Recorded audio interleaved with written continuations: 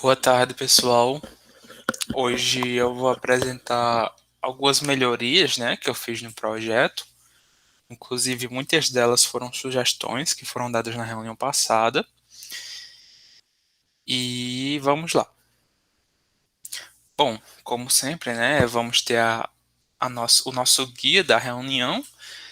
Primeiramente, vamos recapitular o que foi visto na reunião passada.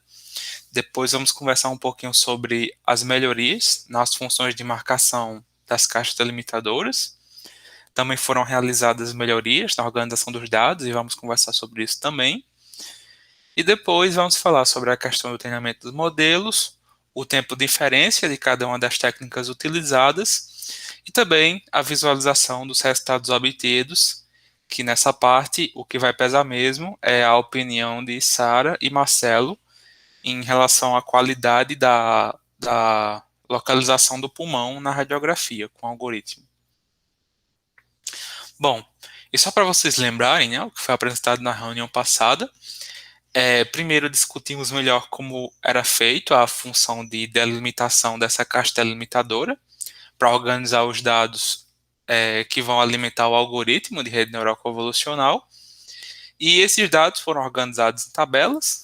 Deixa eu usar o apontador, quase esquecendo. Aqui é um exemplo do código feito, né? Bem pequeno mesmo, mas é só para retomar a lembrança mesmo. Aqui um exemplo do data frame que foi criado, que é as imagens e cada uma das coordenadas dessas caixinhas.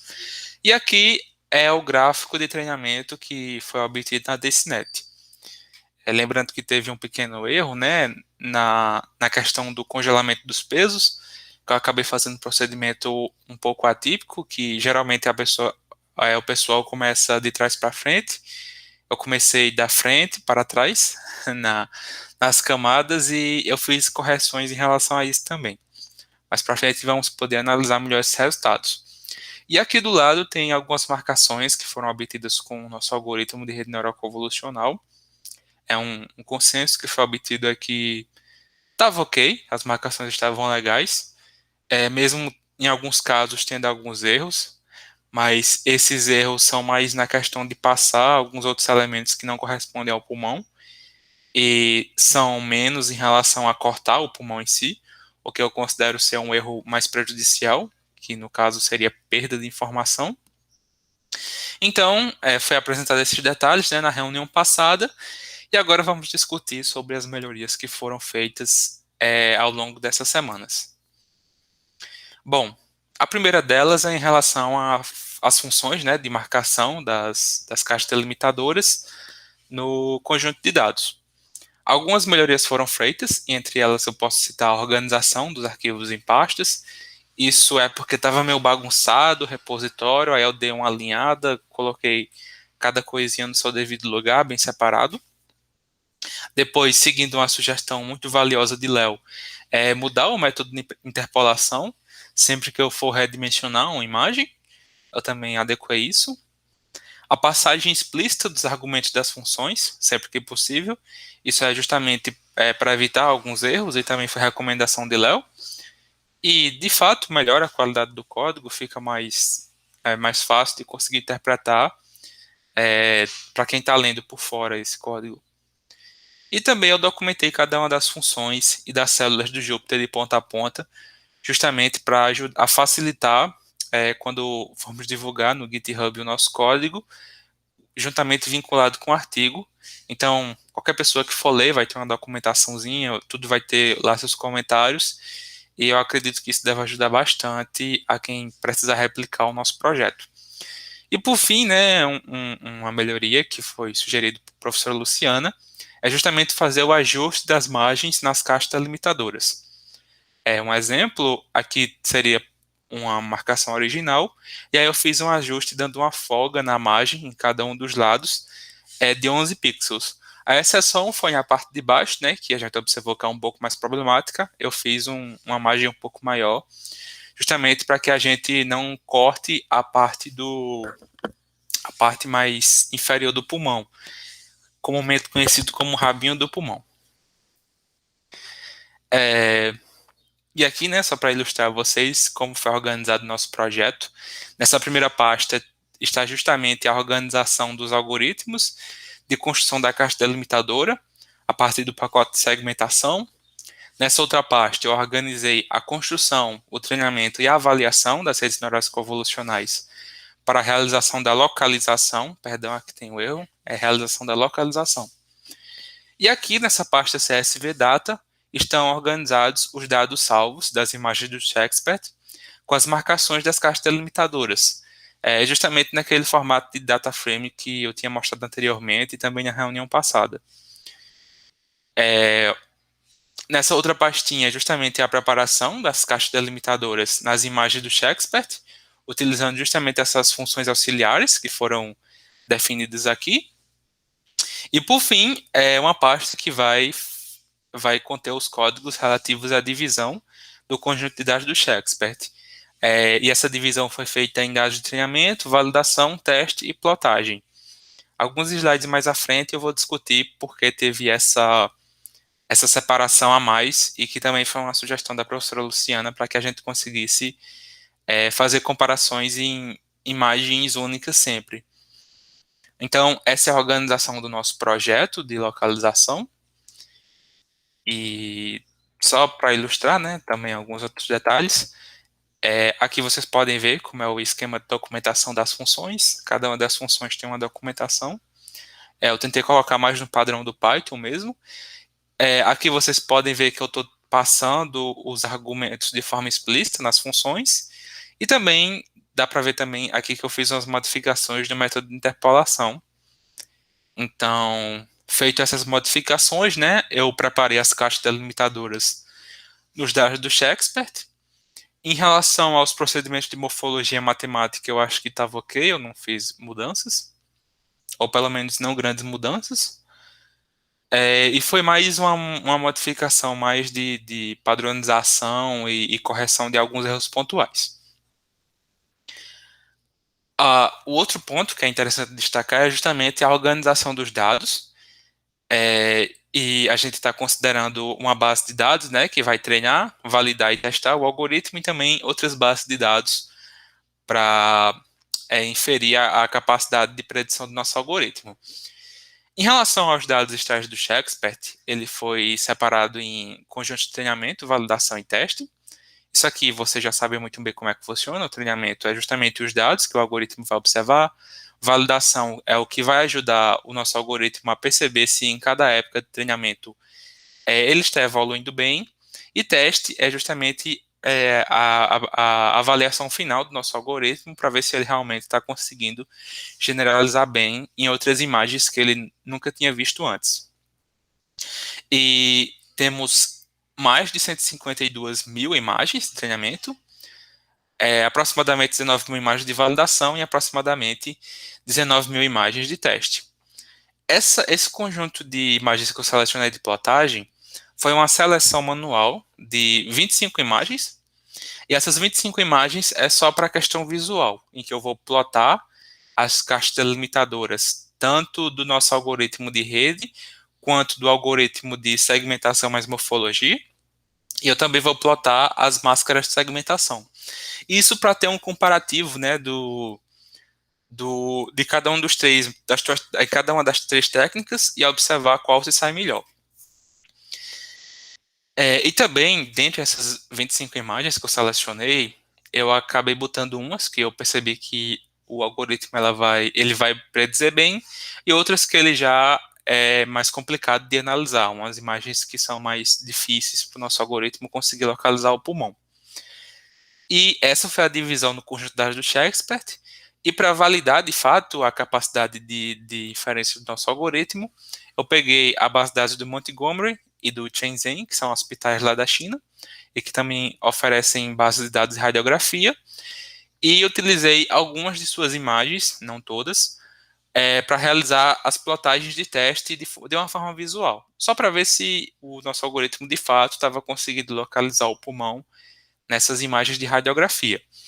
E os dados do Montgomery são 138 imagens de radiografia e o do Shenzhen são 662 imagens. Então, essa foi a organização dos nossos dados. E uma outra coisa que eu fiz também foi considerar outras arquiteturas canônicas de redes convolucionais.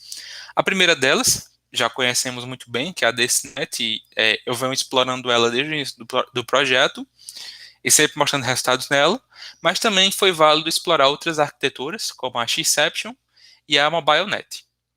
Se vocês observarem a quantidade de parâmetros que existem em cada uma dessas arquiteturas, é bem variado.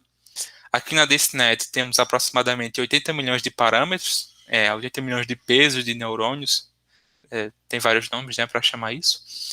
E aqui na Xception, quase que não sai, são aproximadamente 22 milhões de parâmetros utilizáveis, enquanto na MobileNet é a menor de todas, tem aproximadamente 3 milhões de parâmetros. Bom, agora vamos observar. Eu peguei, né, os dados, peguei essas arquiteturas e fiz o treinamento. Agora vamos observar os resultados desse treinamento com os nossos dados preparados, tanto de treinamento, validação e teste.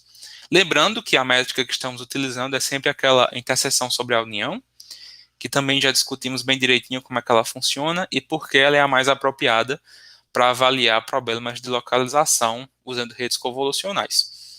Se vocês observarem aqui no gráfico, dá para perceber que ele foi evoluindo, né? Isso aqui é em relação aos dados de teste e aos procedimentos de congelamento de pesos. Aqui eu dividi em 5 blocos a arquitetura.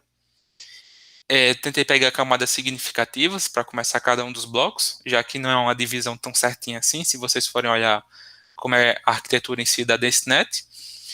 E eu fui fazendo o treinamento do fim para o início dos blocos. Aqui no quarto bloco, eu configuro que todas as camadas que são posteriores ao quarto bloco têm os seus parâmetros configurados como treináveis e todas as camadas anteriores ao quarto bloco são configuradas para não serem treináveis durante o treinamento. O terceiro bloco, de mesmo modo, tudo que está adiante do terceiro bloco vai ser treinável e todas as camadas anteriores vão ser configuradas como não treináveis, e assim eu vou fazendo, sempre reaproveitando os pesos obtidos em cada uma das etapas e verificando os resultados. Dá para ver que a métrica de I/O foi crescendo, né? Não é um padrão constante, mas ela foi crescendo. E aqui a gente observa que conseguimos chegar perto dos 90% nos dados de teste, e mais precisamente nos dados de treinamento, o que a gente obteve foi 0,89, dado de validação 0,88, quase 89 também, né? E nos dados de teste é quase 90, 89 e 98. Então a gente observa que o modelo melhorou bastante, porque na reunião passada eu tinha apresentado essa mesma arquitetura, a gente chegou perto dos 88, e agora a gente está perto dos 90. Não é uma melhoria muito grande, mas melhorou. E aqui embaixo, né, é um dos gráficos que Léo sugeriu e que eu achei bem bacana, porque a gente pode configurar cada um dos scores de I/O em cada uma das imagens de teste. E quanto mais gordinho for essa região daqui, ó, no gráfico, isso indica que mais imagens tiveram uma predição boa, que aqui no caso, acho que não dá para ver na reunião, no slide, mas aqui está variando de 90 até 95. E se vocês observarem, ó, a maioria das imagens se concentram nessa região. E ao passo que eu vou aplicando o congelamento de blocos, observem que isso vai subindo cada vez mais. De pouquinho em pouquinho vai subindo. O que vocês podem observar que reflete isso também é a média dos valores. Aqui, ó, vocês observam que ele vai subindo, subindo, subindo, subindo. Pouquinho, mas a gente observa que vai melhorando. E é interessante que essa região daqui, que corresponde às imagens que possuem um I/O que varia de 85 até 70, 0,85 e 0,70, observem que isso aqui, ó, vai achatando cada vez mais. Ou seja, cada vez mais as imagens estão melhorando nas suas avaliações, nas suas métricas de I/O. Isso é bem positivo, que a gente observa que em cada época de treinamento, o nosso modelo foi de fato aprendendo bem. Bom, e esses foram os resultados da DenseNet, e agora vamos analisar em outras arquiteturas. A Xception, oh meu Deus do céu, Xception não melhorou tanto assim em relação a DSNet. Vocês podem observar que nos dados de treinamento, o nosso I/O foi de 0,86 aproximadamente, e nos dados de validação foi aproximadamente 0,85, e nos dados de teste, 0,87. Foi inferior, né, a DSNet. E a gente pode observar que isso reflete também aqui no gráfico. Aqui não teve um achatamento tão grande como a DSNet. Como vocês podem observar, está um pouquinho mais fino, ou seja, mais imagens. As imagens estão mais concentradas aqui, tiveram melhores avaliações. E aqui não, ó, tá vendo que está mais gordinho. E a rede ela foi crescendo, né, nos seus resultados, foi melhorando as métricas, mas não conseguiu convergir tão bem como a DSNet. Então, a Xception acabou ficando atrás da DSNet, mesmo tendo mais parâmetros em suas camadas convolucionais. Uma coisa interessante é que a MobileNet, ela de fato conseguiu superar a DSNet, mesmo tendo poucos parâmetros em comparação com a DSNet, né? A DSNet ela tem aproximadamente 8 milhões e a MobileNet tem aproximadamente 3 milhões. E isso é bem interessante, porque a gente observa que não necessariamente uma rede grande e robusta vai ser a mais eficaz para os nossos problemas. Então, se vocês observarem, né, a MobileNet, ela chegou bem perto de 90%. É pouquinho, né? Não é uma evolução tão grande, mas em relação ao poder computacional, a MobileNet acabou sendo mais significativa, e o fato de ter conseguido resultados melhores, isso pontua bastante também. E aqui vocês também conseguem observar esse padrão no gráfico do Violin Plot, que cada vez mais esses resultados que são um pouco mais inferiores vão achatando, e aqui em cima vai alargando, que é justamente onde se concentra as melhores avaliações nas imagens. E a gente observou que esses resultados foram legais para uma MobileNet, e talvez eu explore até algumas arquiteturas próprias. Eu não sei se vai conseguir chegar a valores melhores que esse, porque a gente não pode aplicar o método de congelamento, né? Já que não tem nenhum peso para transferir, então não tem como aplicar esse método. Mas eu acho que vale a pena testar, né? Eu posso fazer esses testes e avisar vocês se consegue melhorar ou não. Não sei, só vendo para conseguir afirmar se vai ter melhoria ou não. Bom, e aqui, né, é justamente o cálculo do tempo de inferência. E o tempo de inferência ele foi calculado com base na média do tempo de predição dos modelos, analisados em 25 imagens de teste, que é justamente aquelas que eu selecionei para a plotagem. E a gente observa que as redes neurais convolucionais, elas demandam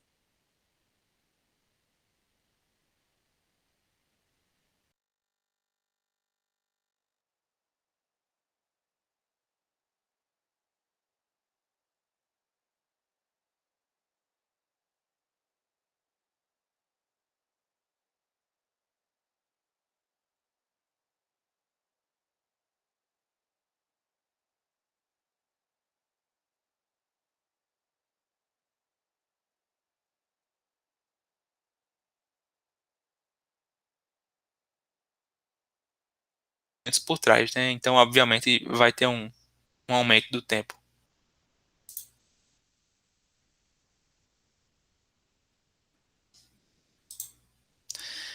Opa, será que a reunião... Não, acho que não. Ah, enfim, desculpa, pessoal, eu pensei que minha internet tinha caído. É, mas, se a gente observar, esse aumento do tempo não é tão expressivo em relação a uma pessoa que esteja utilizando, porque a gente está vendo que isso aqui está em milissegundos, ou seja, mesmo sendo quase o dobro, ou praticamente o dobro, ou um pouquinho mais que o dobro, isso aqui vai estar em milissegundos. E para um usuário que esteja plotando uma só imagens, não é tão significativo esse tempo de espera, já que não vai gastar nem um segundo em si para que ele obtenha os resultados. Então, na minha opinião, acho que está ok. não está extrapolando tanto assim no tempo de pré-processamento. No tempo de pré-processamento, não, no tempo de avaliação, né, dos resultados. Então, acho que está ok. Né, não, acabamos tendo melhorias também em relação a isso, justamente pelo fato de não extrapolar muito no tempo gasto de predição. E aqui, né, essa é a parte que eu queria mais a opinião de Sara e de Marcelo, que é justamente a qualidade das predições feitas. Como é que eu fiz? Essas imagens aqui, no caso, são as 25 imagens de plotagem do Shakespeare, e eu tentei botar todas as três técnicas em cada uma dessas imagens. Em verde, vocês vão observar que vai ser justamente a caixa delimitadora da nossa rede. Em vermelho, a caixa delimitadora obtida com o algoritmo de segmentação mais morfologia. E aqui, essa região mais escurecida, que está pegando predominantemente a região do pulmão, é justamente a máscara de segmentação do algoritmo que estamos utilizando como base. Então, eu tentei deixar bem clarinho, porque se eu deixasse muito forte, talvez vocês não conseguissem ver a região do pulmão em si. Isso poderia prejudicar na hora de avaliar. Aí por isso que eu tentei deixar clarinho assim, para que vocês consigam ver tanto a, a máscara quanto a imagem. Eu sei que no slide tá péssimo de observar esses detalhes da segmentação, mas no WhatsApp eu enviei o link do slide e lá vocês vão poder abrir e dar um zoom e ver com mais qualidade esses detalhes, para que vocês consigam avaliar de fato os resultados. E essa imagem que está aqui do lado, eu fiz um corte, né, de toda a região que o nosso algoritmo selecionou, de toda a região que está dentro do retângulo, e eu fiz esse corte. E é interessante que vocês avaliem se de fato está pegando o pulmão, se está cortando muito ou se está deixando passar muitos elementos que são exteriores ao pulmão. Então, eu quero que depois vocês opinem sobre isso e digam se de fato o algoritmo está ok. E são várias imagens que eu testei, né? No caso aqui foi utilizando a arquitetura da SNET. Eu fiz os testes na base de dados do Shakespeare, na base de dados do Montgomery, que aqui vocês observam que também está selecionando, que na minha opinião está ok, mas a opinião que vale mesmo é a do pessoal de medicina. E aqui na base de dados do Shenzhen, vocês observam que ele também está localizando os pulmões e eu fiz o corte aqui. E aí eu vou seguindo, né? Aí eu vou repetir novamente as bases de dados, só que eu vou mudar a arquitetura. Aqui no caso é a Xception. Agora eu falei direito. É a Xception. Vocês conseguem observar o crop nas imagens do Shakespeare, do Montgomery e do Shenzhen. Aí, por fim, né, tem a MobileNet, no conjunto de dados do Shakespeare, Montgomery e Shenzhen. No caso, é esperado que os resultados da MobileNet sejam um pouquinho superiores ao da NestNet e superiores em relação ao Xception. E eu fico no aguardo da opinião de vocês para ver se realmente tá ok, se tá ruim, tá mais ou menos. Vai ser importante demais que vocês nos deem esse retorno. E é isso, pessoal, que eu tinha para apresentar, né? Espero que eu tenha sido claro. Eu gravei um pouquinho meu nas pressas. Mas é isso. Fico no aguardo da opinião de vocês. Até mais.